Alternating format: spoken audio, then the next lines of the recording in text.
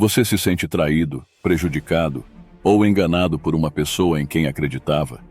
Você já sentiu vontade de dar outra chance a outra parte porque desejava que ela melhorasse e corrigisse o que havia de errado entre vocês dois? Se sua resposta for positiva, significa que você não está sozinho em sua situação. Numerosos indivíduos enfrentam dificuldades em decidir se perdoam e esquecem ou deixam completamente de se associar entre seus traidores. No entanto, e se eu disser que ainda existe outra maneira? Uma forma de lidar com tais situações que não é nem ingênua nem amarga, mas racional e virtuosa. Uma forma inspirada na antiga filosofia do estoicismo, que nos ensina como viver uma vida de sabedoria, coragem, autocontrole e justiça. O estoicismo não é uma religião, mas um guia prático para viver bem. Os estoicos também ensinaram que devemos nos concentrar naquilo que podemos controlar e aceitar o que não podemos. Não podemos controlar o comportamento dos outros, mas podemos controlar o nosso. Não podemos controlar o passado, mas podemos controlar o presente. É certo que não podemos alterar o resultado, mas podemos controlar o nosso processo para atingir esse objetivo. Ao seguir este caminho, pode-se chegar a uma paz interior e a uma felicidade que não é afetada pelas condições externas. Embora lidar com pessoas difíceis na vida possa ser muito desafiador, torna-se ainda mais desafiador se essas pessoas forem indivíduos que nos prejudicaram antes, de uma forma ou de outra. Como devemos reagir a essas pessoas? Podemos dar-lhes outra oportunidade ou não? Neste vídeo, falarei sobre alguns insights úteis dos estoicos sobre esse assunto. 8 lições estoicas sobre como não dar segundas chances. Esta seria a primeira lição: controlar as emoções para pensar com mais clareza. Dominar a arte de não permitir que as emoções afetem o julgamento é uma das lições para o crescimento pessoal e a tomada de decisões. As emoções são um elemento de nossas vidas como humanos. Eles enchem nossas vidas com tons de alegria, tristeza, raiva e medo. No entanto, quando nos deparamos com situações que causam dor ou nos levam ao limite, as nossas reações emocionais imediatas podem muitas vezes ser mal orientadas. Normalmente, depois de uma ofensa ou decepção, temos uma explosão de emoções como raiva, tristeza e talvez vingança, que pareceria provável. É importante observar que, embora essas emoções sejam válidas, às vezes podem prejudicar nossa capacidade de ver as coisas com clareza e imparcialidade. Tomar medidas exclusivamente baseadas em tais sentimentos pode ser imprudente e equivocado, complicando ainda mais a situação. Os filósofos estoicos dos tempos antigos são conhecidos por promoverem o autocontrole, a disciplina e a racionalidade como virtudes críticas no trato com as emoções. Eles nos ensinam como é crucial permanecermos emocionalmente resilientes, bem como não nos deixarmos levar excessivamente pelas nossas paixões e impulsos. Um desses filósofos, Epicteto, disse certa vez: "Não deixe que a força de uma impressão, quando ela o atingir pela primeira vez, o derrube. Diga calmamente: espere um momento." Perplexidade é um termo que mede a dificuldade do texto a ser lido. Neste caso, você deve ajustar o nível de dificuldade do seu texto. Para utilizar esta técnica, temos primeiro que permitir que os nossos sentimentos existam sem qualquer crítica. Reconhecer quais emoções temos é importante se quisermos compreender nosso estado emocional de ser. O próximo passo envolve refletir sobre esses sentimentos e determinar até que ponto eles são razoáveis. Eles vêm da realidade ou são suposições? As reações são apropriadas ou exageradas? Essas emoções contribuem com algo positivo ou podem prejudicar alguém? Ao nos envolvermos nesta autoanálise e reflexão lógica, podemos tomar melhores decisões em eventos futuros. Ao avaliar a origem e o valor de nossas emoções, podemos determinar se elas são dignas de nos liderar ou se deveriam ser avaliadas através das lentes da objetividade. É muito importante considerar as consequências que podem ocorrer quando agimos fora de incidentes imediatos, tais como a forma como as nossas ações podem impactar as pessoas ao nosso redor, ou mesmo qual pode ser o resultado ideal numa determinada situação. Então, Por que queremos esse resultado? Qual caminho se alinharia melhor com nossos valores e objetivos? Ao mesmo tempo, são necessárias estratégias para gerir estados de grande emoção, o que pode exigir táticas como respiração profunda, meditação ou prática de atividade física, a fim de ajudar a aliviar os nossos sentimentos. Outra coisa que deve ser levada em consideração é a empatia e a compreensão dos sentimentos e emoções das outras pessoas. Conflitos e mal-entendidos geralmente ocorrem devido à falta de empatia. Quando nos colocamos no lugar dos outros, somos mais capazes de reconhecer como as suas emoções afetam a complexa dinâmica da vida social e de estabelecer relações harmoniosas com eles, bem como de encontrar soluções mais eficazes. Procurar o ponto de vista de um amigo ou conselheiro também pode proporcionar uma visão mais objetiva, que nos ajuda a ver além das nossas reações emocionais imediatas. Resumindo, a arte de evitar que as emoções invadam os nossos processos cognitivos é uma habilidade que necessita de desenvolvimento e reflexão contínuos. A capacidade de parar, olhar para dentro de si e controlar nossos sentimentos é o que nos dá poder para tomar decisões ponderadas sobre nossos valores e objetivos. Este domínio emocional não implica necessariamente sufocar ou negar essas emoções, mas sim compreendê-las e incorporá-las numa abordagem mais equilibrada e fundamentada da vida. À medida que progredimos nesta habilidade, não só melhoramos a nossa tomada de decisões, mas também as nossas relações com os outros, resultando numa vida mais plena e bem ajustada. A segunda lição no contexto do perdão e da reconciliação é não confundir perdão com reconciliação. Uma das direções que precisamos explorar é aprender a diferenciar perdão e reconciliação. Frequentemente, esta diferença é nebulosa, mas traçar esta linha pode tornar as relações entre as pessoas mais apropriadas e satisfatórias. O perdão é quando enterramos emoções negativas, como ressentimento, raiva ou vingança, por alguém que nos ofendeu. A reconciliação ocorre quando ambas as partes estão dispostas a perdoar-se mutuamente para não guardar rancor, o que poderia ser uma barreira ao seu desenvolvimento futuro. Um dos presentes mais fortes que podemos dar a nós mesmos é o perdão, porque nos ajuda a livrar-nos de cargas tão pesadas como o ressentimento e a amargura, que afetam negativamente o nosso estado mental e emocional. Os estoicos, conhecidos pela sua dedicação ao autocontrole e à razoabilidade, prescrevem o perdão como uma das técnicas para uma vida pacífica. Uma forma de superar a raiva que Sêneca recomendou para os seus alunos é simplesmente atrasar o tempo.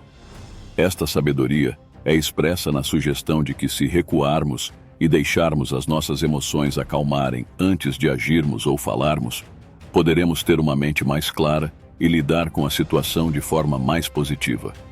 Este ínterim permite-nos testemunhar o crime de um ponto de vista alargado, onde vemos o infrator como seres humanos propensos a fraquezas e imperfeições, possivelmente devido ao seu comportamento à ignorância, à impotência ou mesmo à intenção. No entanto, perdoar não significa reunir-se instantaneamente com a pessoa novamente. A reconciliação é um procedimento externo e relacional, que envolve a construção de confiança e o restabelecimento de um estado de solidariedade com a pessoa que nos ofendeu. Este processo é muito mais difícil e requer compromisso de ambas as partes.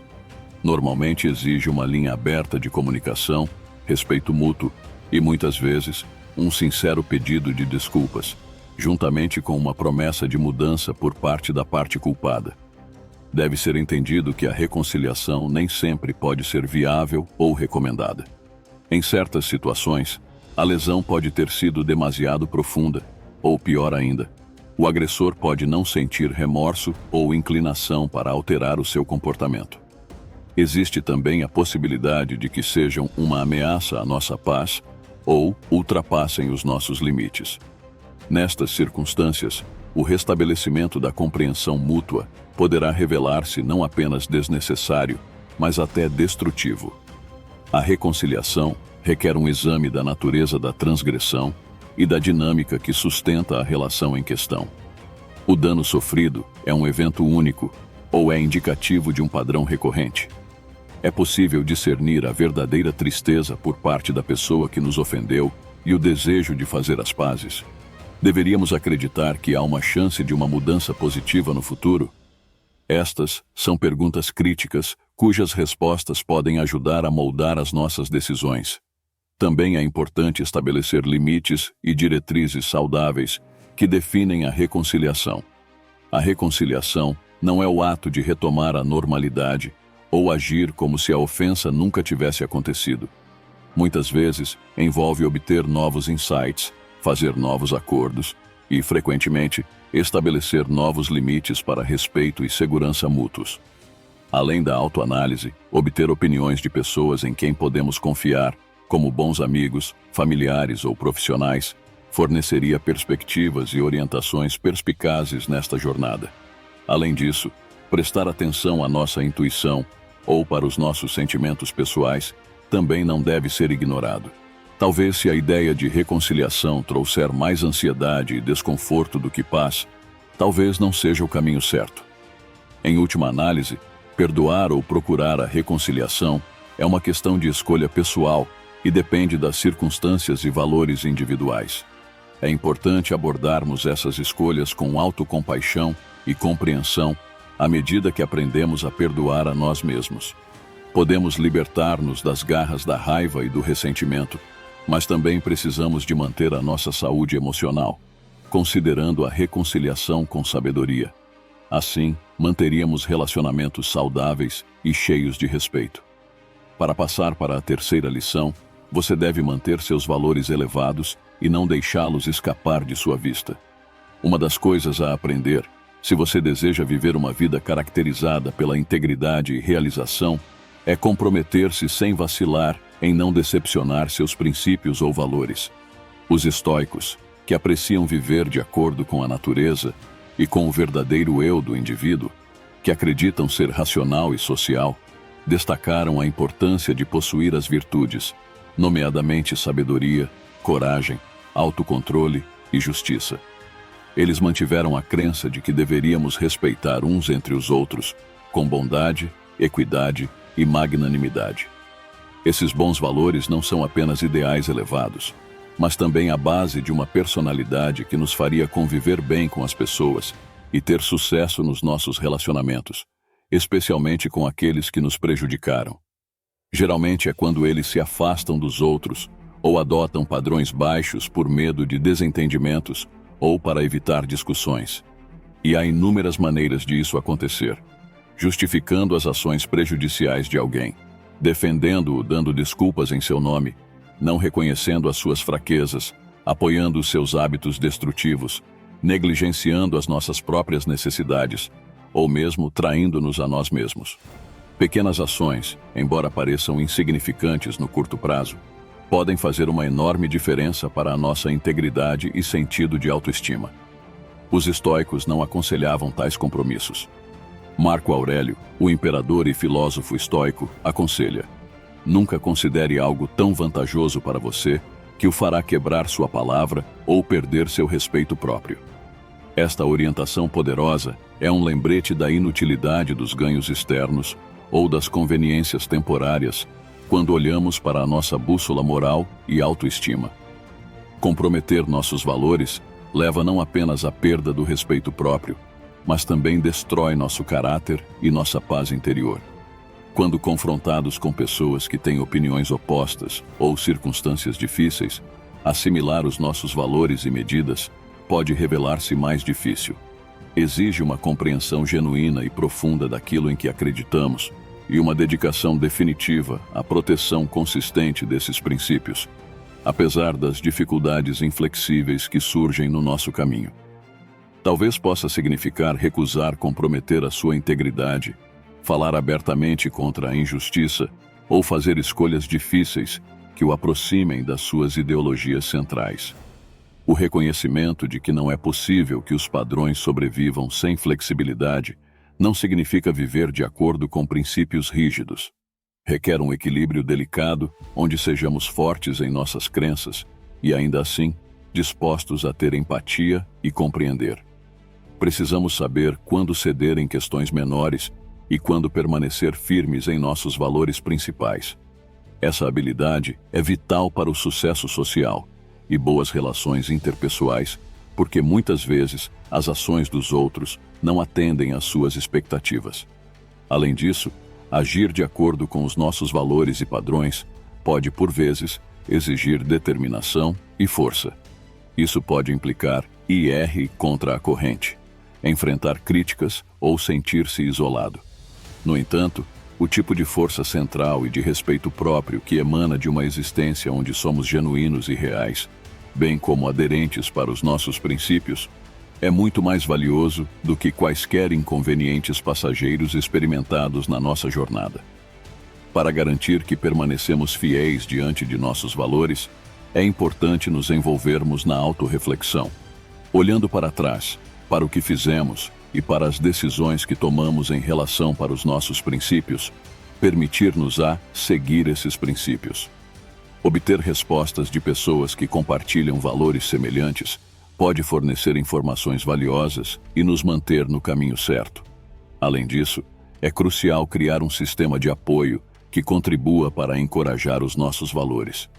Na nossa opinião, ter a companhia de pessoas que partilham e mantêm os mesmos princípios e padrões pode dar-nos o poder e o apoio necessários, principalmente face a circunstâncias difíceis. Resumindo, é essencial não fazer concessões para os nossos próprios valores ou padrões para levar uma vida com honra e satisfação. Isto pode ser feito através do desenvolvimento de uma consciência dos nossos princípios, articulando-os e também colocando-os em prática. Ao agir desta forma, mantemos o nosso respeito próprio e dignidade, bem como conseguimos ter um impacto positivo no mundo em que vivemos.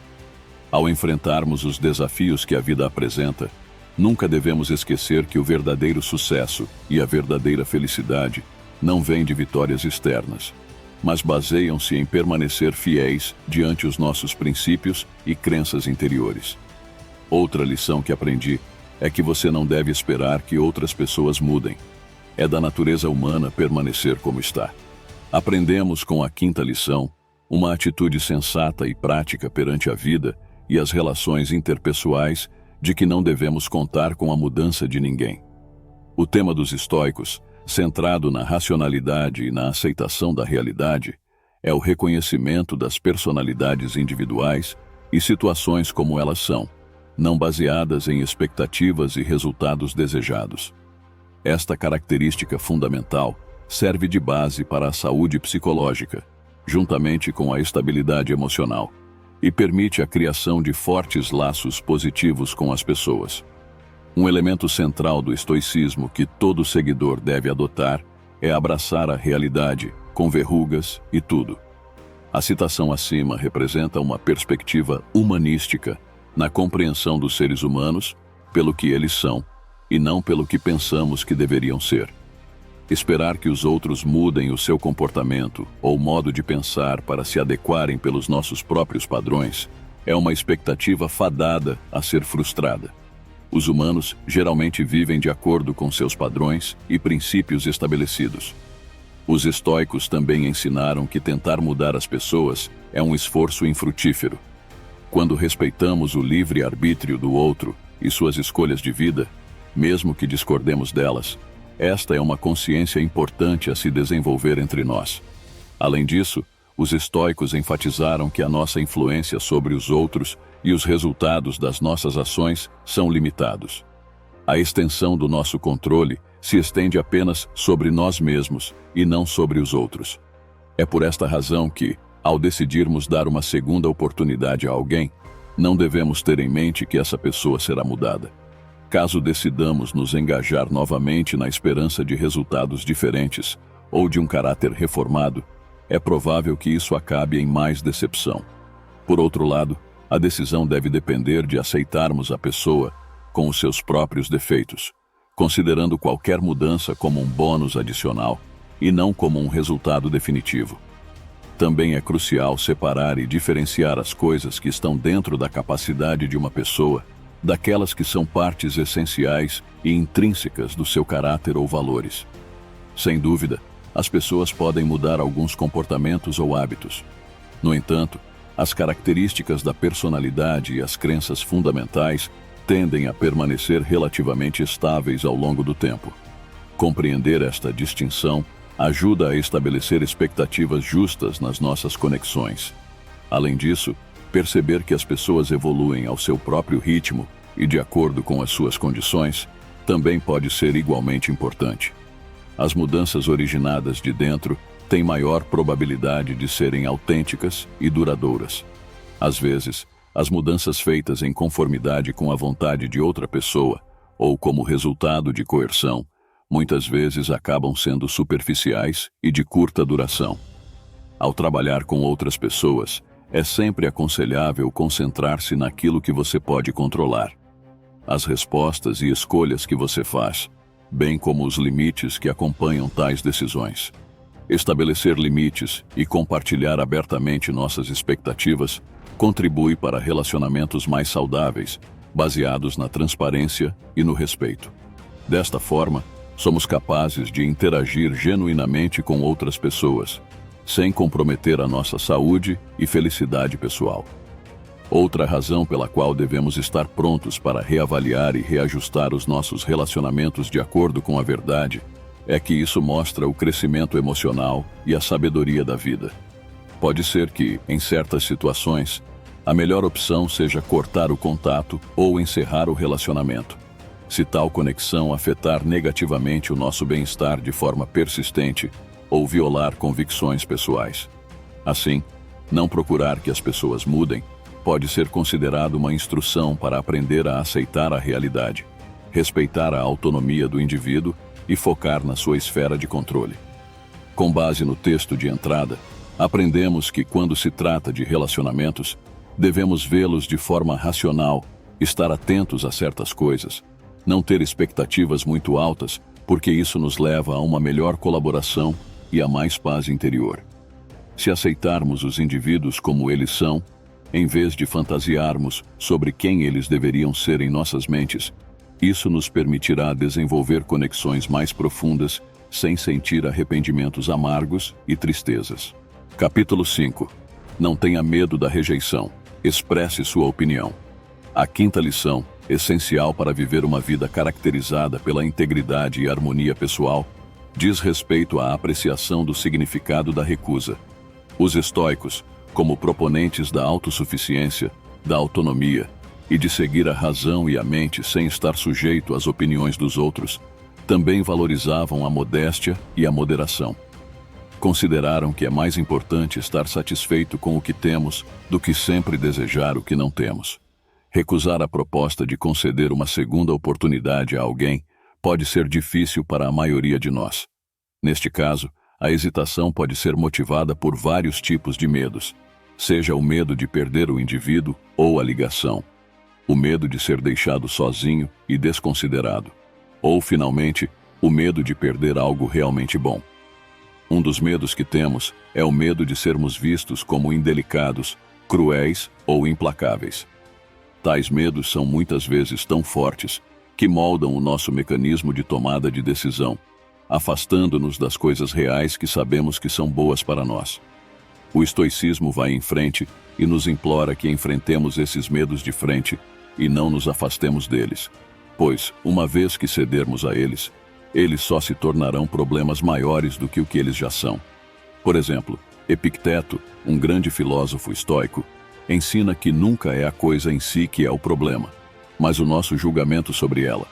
Portanto, esta perspectiva encoraja-nos a investigar as nossas crenças ocultas e julgamentos negativos que geram tais medos. Desta forma, conseguiremos um maior foco e teremos uma base sólida para fazer escolhas que reflitam as nossas crenças e conhecimentos mais profundos. Um respeito saudável pelos limites e preferências pessoais é uma parte importante da manutenção da independência e da autoestima. Recusar quando necessário e apropriado pode ser visto como um ato de autocuidado, mas também de ser sincero consigo mesmo e com os outros. Significa reconhecer o que precisamos, aceitar o que não podemos fazer, mas aspirar a melhorar nas coisas que nos definem ou nos dão prazer. Implica, por vezes, colocar-nos em primeiro lugar, priorizando a nossa saúde e paz de espírito acima do medo ou da possível decepção que outros possam ter se desaprovem de nossas escolhas. Além disso, dizer não também pode ser uma gentileza para conosco e para com as pessoas. Isso nos impede de entrar em relacionamentos ou situações que realmente não sentimos ou que são acompanhadas por um nível de ressentimento. Isto permite-nos dedicar o nosso tempo e esforços a atividades que são verdadeiramente importantes para nós, que se alinham perfeitamente com os nossos principais propósitos de vida. Também permite que outros sejam informados sobre a nossa posição e tomem as suas decisões sem qualquer falsa esperança ou suposição infundada. Na situação atual, é importante saber que assertividade e egoísmo são diferentes e não a mesma coisa. Ao afirmar-se, significa que devemos partilhar as nossas necessidades e pensamentos com o devido respeito e confiança, sem transgredir os direitos dos outros. Trata-se de manter um equilíbrio entre os direitos individuais e respeitar os sentimentos dos outros. Além disso, a capacidade de dizer não também exige força emocional. Isto pode ser feito através da construção de uma autoestima saudável, pois ajuda as pessoas em situações em que têm de dizer não ou não cumprir as exigências ou pressões de outra pessoa. No entanto, a jornada em direção à resiliência emocional pode variar entre os indivíduos com base nas suas experiências, níveis de percepção, sistemas de apoio, atitudes de aprendizagem, etc.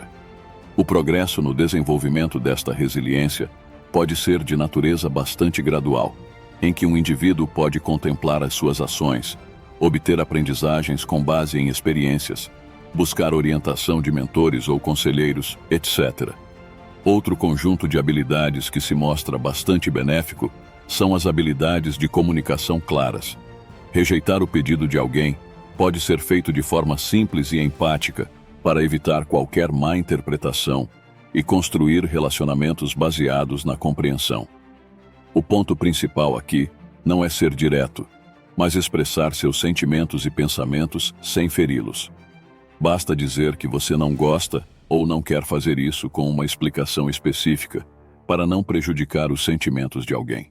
Concluindo, viver verdadeiramente como você mesmo significa encontrar forças para dizer não, proteger o espaço pessoal e honrar os próprios desejos e crenças. A adoção da autoconsciência permite-nos desenvolver a capacidade de fazer escolhas que sejam congruentes com a nossa natureza autêntica, serve de base para promover conexões interpessoais mais positivas e impulsiona-nos em direção ao nosso próprio bem-estar físico e psicológico. Ao afirmar o nosso direito de recusar, protegemos o autogoverno dos indivíduos, aprofundamos um núcleo interno de determinação e encontramos formas eficazes de satisfazer com sucesso as exigências da vida cotidiana.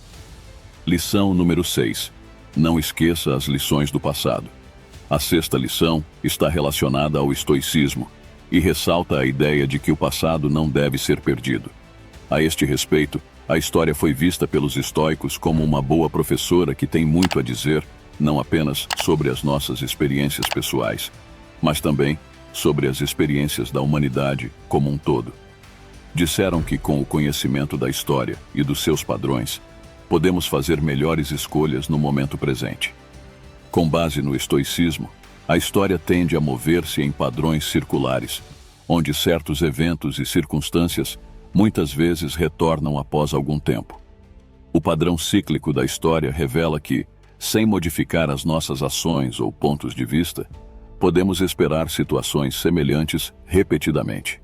Os estoicos valorizaram esta condição e ensinaram-nos o valor de aprender com as experiências passadas, sejam elas pessoais ou partilhadas, pois auxiliam no autodesenvolvimento e evitam a repetição dos mesmos erros. Nesse sentido, ao decidir conceder outra oportunidade a alguém após o acidente anterior, é importante levar em consideração suas interações e resultados anteriores com essa pessoa. Podemos identificar um padrão negativo consistente aqui? Ou houve sinais de alerta ignorados? Considerar essas questões pode ajudá-lo a entender se dar outra chance é sensato ou não. Além disso, aprender com os próprios erros é crucial para crescer e desenvolver-se como indivíduo. Desconsiderar as lições muitas vezes pode fazer com que alguém seja pego em um círculo vicioso de revisitar armadilhas familiares e experimentar novamente consequências prejudiciais semelhantes. Esta cadeia só pode ser quebrada através de avaliações reflexivas do passado, do reconhecimento de erros e de mudanças intencionais na abordagem posterior de situações comparáveis. O ditado de Sêneca: é uma desgraça ser enganado uma vez, mas é tolice ser enganado duas vezes, captura o cerne desta lição. Quando permitimos que uma situação ou pessoa nos engane e nos machuque repetidamente, isso significa que não aprendemos nenhuma lição do passado e não estamos crescendo em nossas experiências. Perceber como os padrões servem à nossa própria saúde é fundamental para entendermos se estamos seguindo os mesmos padrões para servir o nosso bem-estar e também para determinar uma abordagem alternativa para as nossas respostas e decisões. Além de reconhecer os maus resultados do passado, outro aspecto da aprendizagem com o passado inclui a identificação de experiências positivas. Compreender quais fatores levaram ao sucesso pode ser uma informação valiosa que influencia ações e decisões futuras.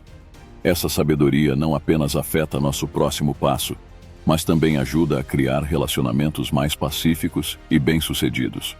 Outra parte é o autoaperfeiçoamento e o reconhecimento da mudança como um aspecto do aprendizado com a história. Desta forma, à medida que o desenvolvimento das pessoas, as nossas visões e propósitos podem mudar. O que era permitido no período anterior pode já não corresponder às nossas teorias e objetivos mais recentes. Acompanhar essas mudanças e fazer alterações em nossas escolhas de acordo é um sinal de que estamos amadurecendo tanto emocional quanto intelectualmente. Não apenas aprendemos com nossas próprias experiências, mas também podemos adquirir sabedoria através das experiências de outras pessoas. A história, a literatura e as histórias de outras pessoas ao nosso redor servem como ricas bases de conhecimento para aprendizagem e reflexão. Sem descurar os ensinamentos do passado, é considerado fundamental para viver uma vida plena e satisfatória. Baseia-se num processo de autoexploração e exploração de eventos históricos, que pode nos ajudar a aprender com os erros, bem como com as possíveis consequências de nossas ações. Isto é conseguido através da reflexão sobre experiências pessoais, extraindo sabedoria da história, reconhecendo padrões e quebrando ciclos negativos que impactam nossas vidas. Se aprendermos hoje com os erros do passado, evitaremos replicar erros, faremos escolhas melhores e viveremos uma vida que evolui conosco. Este método estimula o crescimento individual, a inteligência emocional e a compreensão de nós mesmos em relação ao mundo. Para evitar ser controlado por seu comportamento impulsivo, você deve aprender a lição número 7. É na filosofia estoica que a sétima lição, aprender a não ser escravo dos próprios instintos, encontre suas raízes. Com base no que os estoicos acreditavam, o autocontrole era altamente valorizado e a moderação era muito importante. Estes filósofos antigos estavam convencidos de que ninguém poderia desfrutar de liberdade pessoal ou ser feliz se fosse escravizado pelos seus próprios apetites e emoções. Além disso, permitir-se entregar-se a desejos ou vícios excessivos causa danos e impacta negativamente os outros. Também nos nega a verdadeira liberdade e contentamento. Esta escolha exige discernir entre decisões tomadas de forma ponderada e aquelas impulsionadas pela impulsividade, quando se trata de saber se deve ser oferecida uma segunda oportunidade a um indivíduo. O papel que nossas emoções, anseios e medos desempenham às vezes nos distrai de fazer escolhas razoáveis, levando a decisões erradas das quais podemos nos arrepender mais tarde. Os estoicos aconselhavam fazer uma pausa antes de tomar uma decisão e deixar predominar a razão em vez de qualquer paixão ou desejo que pode desaparecer tão rapidamente quanto um raio. Segundo as palavras de Sêneca, ninguém é verdadeiramente livre quando está escravo de seu corpo. O autocontrole é uma virtude essencial que deve ser desenvolvida por todos que desejam viver uma vida digna. Neste contexto, esta noção se aprofunda nos anseios não físicos, na forma de emoções e pensamentos. Quando nos deixamos ficar sob o jugo das nossas concupiscências, isso implica uma perda de controle sobre a nossa conduta e comportamento, reduzindo assim a nossa capacidade de viver em harmonia com o nosso eu e os nossos princípios reais. Para não sermos movidos por impulsos, o caminho para nós é que precisamos construir a autoconsciência e descobrir quais são os gatilhos para sermos impulsivos.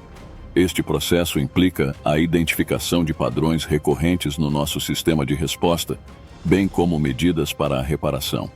Por exemplo, se uma situação específica gera frequentemente raiva ou frustração, ter este padrão reconhecido permitir-nos-á estar preparados e dar uma resposta mais ponderada em eventos subsequentes.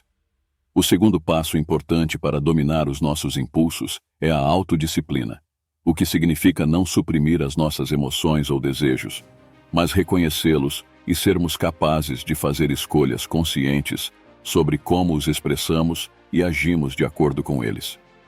Ao aprender a autodisciplina, temos a oportunidade de fazer uma pausa antes de responder, avaliar quais poderiam ser os resultados possíveis e escolher as ações mais apropriadas que se alinham com as nossas crenças e perspectivas futuras.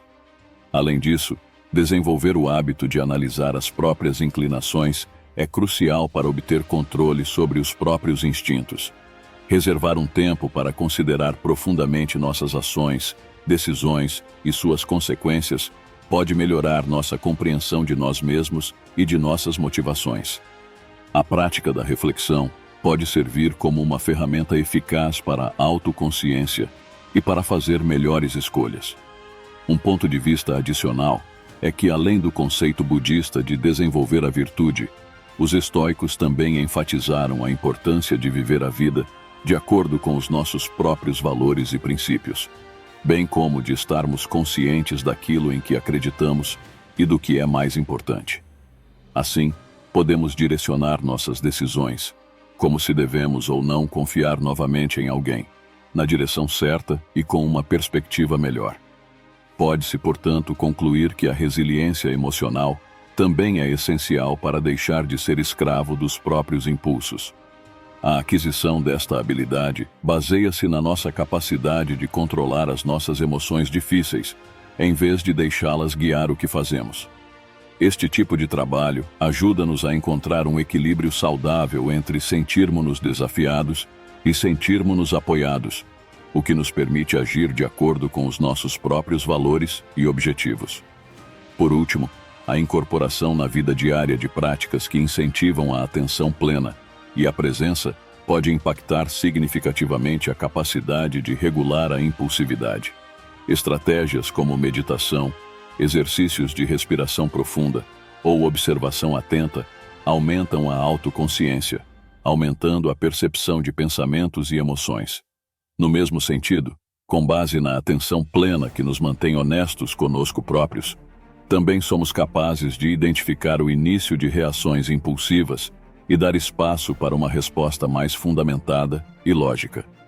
O resumo é que não ser cativo à nossa natureza impulsiva significa ter autoconsciência, exercer o autocontrole, envolver-se na reflexão, garantir que as ações ressoem com os valores, nutrir a resiliência emocional e praticar a atenção plena.